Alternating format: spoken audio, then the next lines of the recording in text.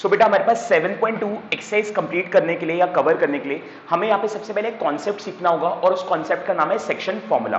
अब ये section formula क्या बोलता है बेटा, ये हम यहाँ पे समझने की कोशिश करते हैं। देखो हमने यहाँ पे एक्सरसाइज 7.1 में 2 पॉइंट्स के बीच में डिस्टेंस निकालना सीख लिया था। जैसे कि अगर मान लो मेरे पास एक पॉइंट है ए जिसके कोऑर्डिनेट है बेटा x1 y1 और यहां से एक लाइन जाती है और लेट्स से दूसरा पॉइंट है बी और इसके कोऑर्डिनेट है x2 y2।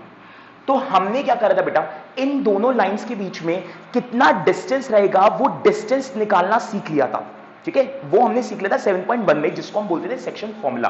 अब यहां सॉरी डिस्टेंस फॉर्मूला।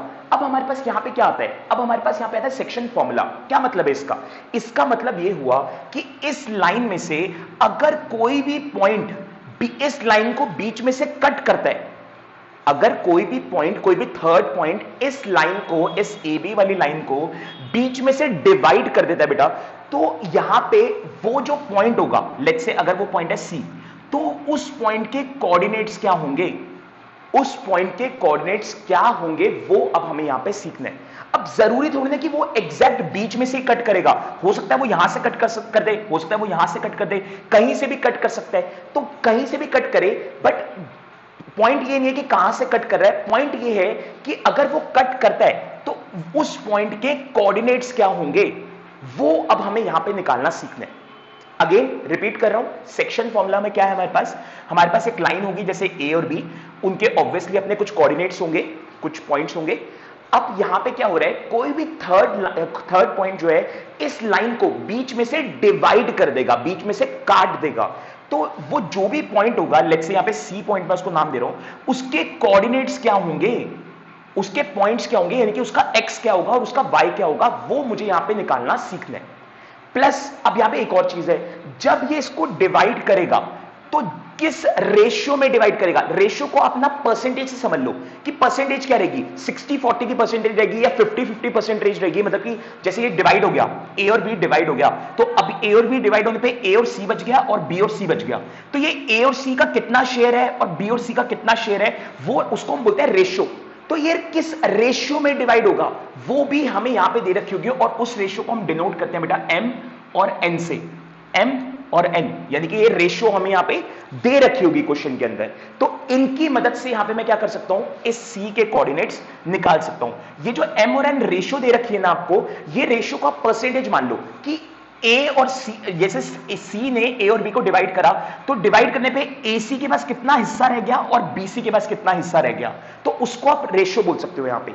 अब इसको कैसे निकाल सकते हैं, तो इसका फॉर्मूला हमारे पास आता है बेटा, कोऑर्डिनेट्स ऑफ सी, सी है ना यहां पे जो पॉइंट है जो बीच में से कट कर रहा है, क्वेश्चन में कुछ भी हो सकता है, पी हो सकता है, आर हो सकता है, कुछ भी हो सकता है, तो मेरे यहां पे कॉन्सेप्ट में सी है, तो सी मुझे निकालना है। तो देखो कैसे निकलेगा, एक इसकी x की वैल्यू निकलेगी और एक इसकी y की वैल्यू निकलेगी। तो पहले x की वैल्यू निकालने का फॉर्मूला समझा रहा हूं, तो ध्यान से देखो, m multiply x2 plus n multiply x1 और divided by m plus n। अभी देखो फॉर्मूला कैसे यहां पे आ रहा है, ध्यान समझो। m, ये रहा m, m मल्टीप्लाई x2, मतलब क्रॉस मल्टीप्लाई कर दो, क्रॉस मल्टीप्लाई, m इस तरफ है ना, लेफ्ट में है और x2 राइट में है, तो m को x2 से मल्टीप्लाई कर दो और n जो कि राइट में है उसको x1 से मल्टीप्लाई कर दो। तो ये देखो m into x2 plus n into x1 और डिवाइडेड बाय m और n को आपस में प्लस कर दो, m और n को आपस में प्लस कर दो। ऐसा करके जब आप सॉल्व करोगे तो यहां से जो c के कोऑर्डिनेट है ना, उसकी x वाली टर्म की वैल्यू आ जाएगी, x वाली कोऑर्डिनेट की वैल्यू आ जाएगी। फिर कॉमा, बीच में कॉमा होता है ना, कोऑर्डिनेट्स को हम कैसे लिखते हैं, x कॉमा y तो लिखते हैं, तो बीच में क्या आएगा, कॉमा, क्योंकि अब y की वैल्यू निकलेगी। तो y के लिए भी क्या फॉर्मूला रहेगा, कुछ यही फॉर्मूला रहेगा बेटा y के लिए भी, m multiply y2, m multiply y2 plus n multiply y1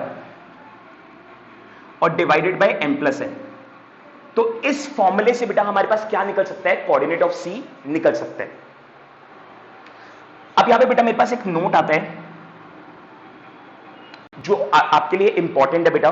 तो नोट यहां पे कहता है the mid point of a line segment, the mid point of a line segment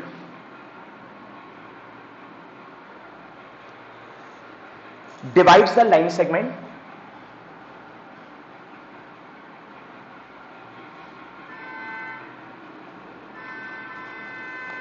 in the ratio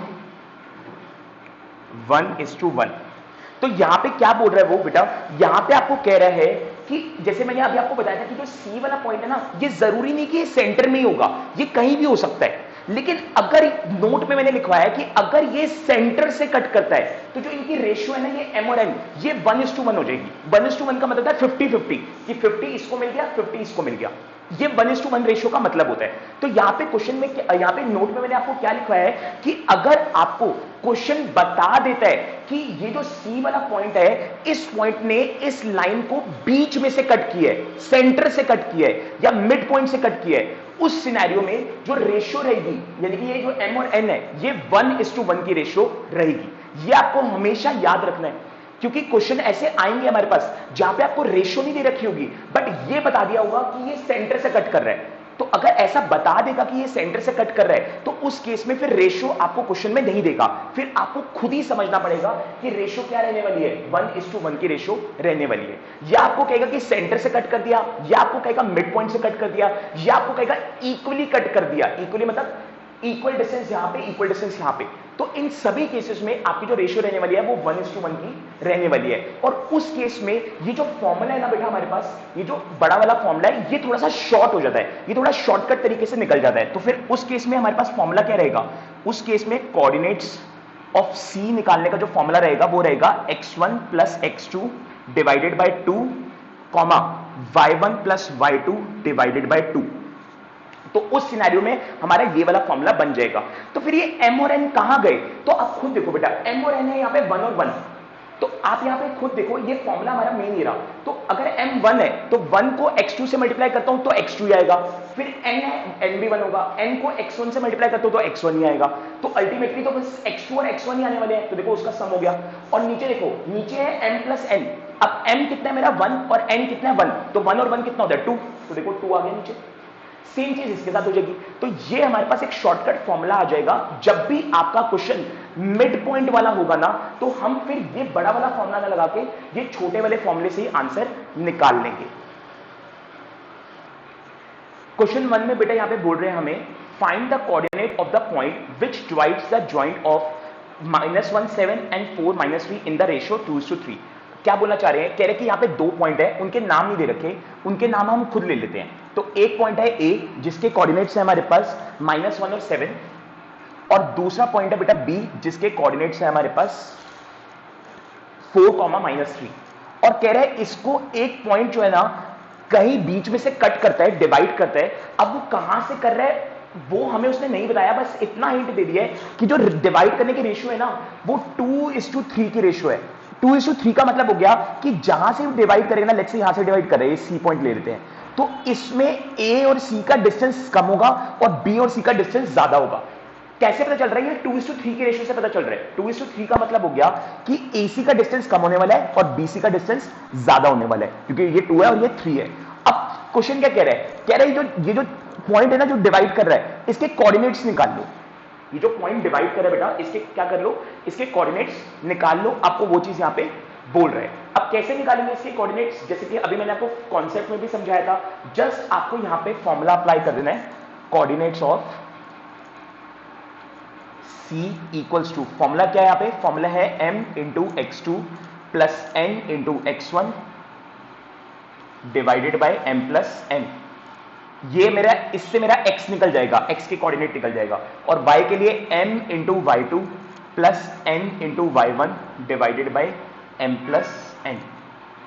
अब हमारे पास कौन सी चीज क्या क्या है, तो आप चाहो तो अपने पास मेंशन कर लो। ये जो 2 है ये m है, ये 3 जो है ये n है, इसको आप x1 y1 मान लो, इसको आप x2 y2 मान लो, और फॉर्मूले में पुट कर दो और आंसर आ जाएगा। तो m जो है वो x2 से मल्टीप्लाई होगा, यानी कि 2 जो है वो 4 से मल्टीप्लाई होगा, तो यहां पे आएगा 2 × 4 प्लस n जो है x1 से होगा, यानी कि n 3 है और x1 है -1, तो 3 जो है वो -1 से मल्टीप्लाई होगा, और डिवाइडेड बाय 2 + 3, 2 + 3 जो रेशियो है, कॉमा फिर m इंटू y2, तो m है 2 और y2 है -3, तो 2 × -3 प्लस n इंटू y1 यानी कि 3 × 7, और डिवाइडेड बाय बेटा 2 + 3। ये 2 + 3 कहां से आ रहा है, ये 2m और 3n।